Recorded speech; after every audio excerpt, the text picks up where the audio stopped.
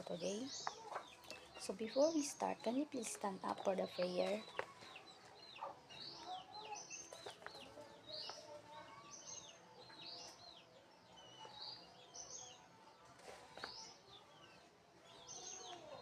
Okay class, before you sit, can you please pick up some pieces of paper under your chair and arrange your chair properly? Okay, kindly please sit down. Okay, once again, good morning class. So is anyone present today? Okay, very good that you all present for today. So, who among you can still remember our topic last meeting? Okay, Miss Pasiat. Okay, very good. Our topic last meeting is all about household lining. So, Miss Gabia, what is household lining? Okay, very good. Okay, class, I have here an activity. So, the activity is an scrambled word. So, all you need to do is to arrange the scrambled words. So, did you get it, class? Okay, so let's start.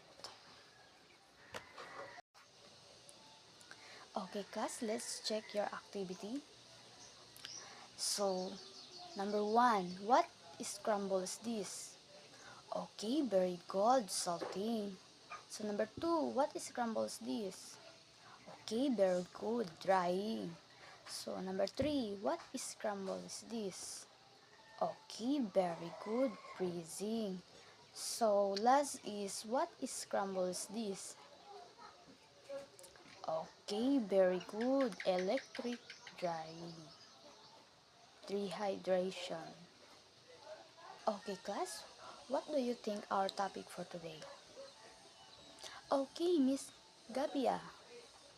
Okay, very good. Our topic for today is all about food preservation. So, what is food preservation, Miss Pasian? Kindly please read. Drying is the oldest method known for preserving food. When you dry food, you expose the food to a temperature that's high enough to remove the moisture but low enough that it doesn't cook. Good air correlation exists, assessed in evenly dry the food. Like, for example of drying is dried fish.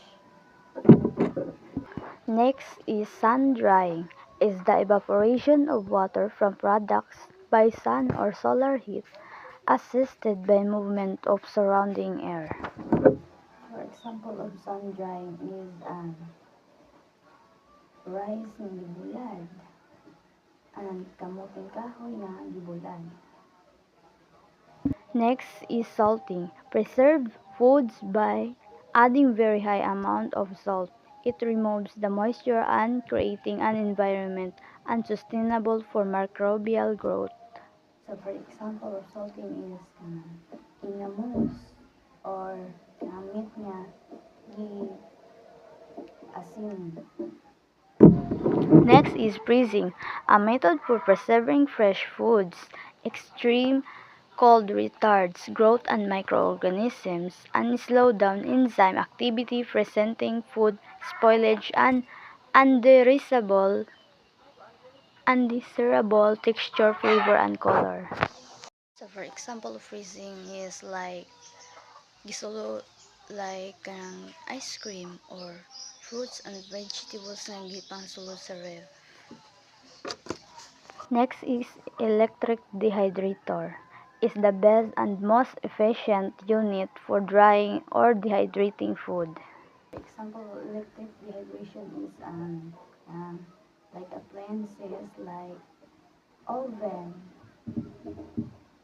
Next is processing, a special solution made from vinegar, wine, ethanol, and other types of oil is used to preserve certain kinds of fruits, vegetables, and meat. Okay, class, do you have question or clarification regarding our topic for today? Okay, none. So, I give you an activity. So, let's have an activity for me to check if you really understand the discussion and if naminaw ba yun mo. So, kindly please get one half sheet of paper and answer the following. Match column A with a column B. Choose the letter from B that matches an item in column B. So, did you get it, class? Okay, class, and for your assignment, kindly please pass next meeting. Kindly